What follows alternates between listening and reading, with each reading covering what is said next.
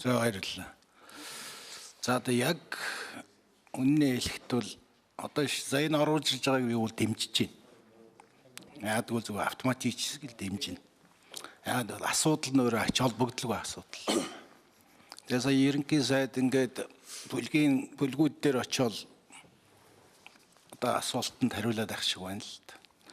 Тэгээ тэр дээр юу ярьсан агуулгын одоо тооцоод зөвхөн нэгт сайд байхгүй одоогийн байгаа бүтцийг зүгээр ингээд нүдэндээ харахад бол ямар ч гэм байхгүй. Бид өнөөдөр юу ярих ёстой юм бэ гэхээр төрийн зохицуулалт ба зах зээлийн хоорондоо харьцааг л ярих ёстой. Цаад мөн чанар нь энэ. Альва нам улс төрийн сонгуульд ороод тэгээд тухайн 4 жилдээ энэ улс орныг авч явахад төрийн зохицуулалт нь ямар хэмжээнд байх юм? Энийг ямар институцүүдээр дамжуулж хэрэгжүүлэх юм? Зах зээлтэй яаж харьцах юм гэсэн энэ харьцааг гаргаснаас л төр нь данхайдгүй, занхайдгүй эсвэл ухаалаг болдгоо гэдэг энэ харьцаа тодорхойлогдсон.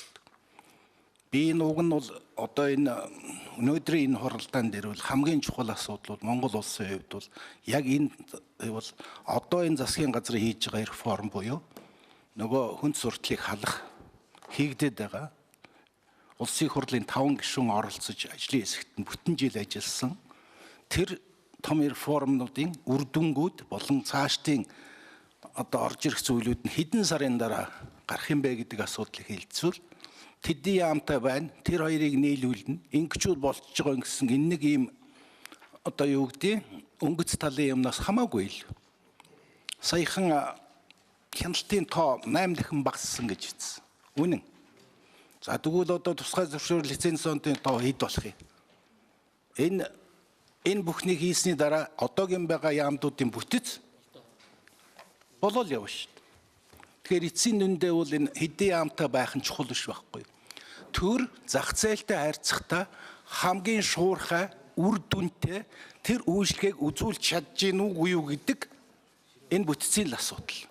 Тэр нь бол хэрэгслэр нь дамжиж буюу тусгай зөвшөөрөл, лиценз, зах зээлтэй харьцах төрлийн бодлого энэ бүхнээр дамжиж явдаг. Нэгдүгээр суурь асуулт нь. Хоёрдугаар суурь асуулт нь хэрв нэгэнт энэ засаглалын бүтцийг ярих гэвэл 1997 оноос эхэлж ирсэн. Одоо хүртэл 2014 он хүртэл Монгол улсад явагдж ирсэн засаглалын загвар нь болохоор Principal Agency буюу яам, тохируулагч агентлаг, хэрэгжүүлэгч агентлаг энэ бүтц байсан. Энэ бүтц Монгол улсад нутагч чадсан уу гэдэг суурь асуултыг асуух хэрэгтэй.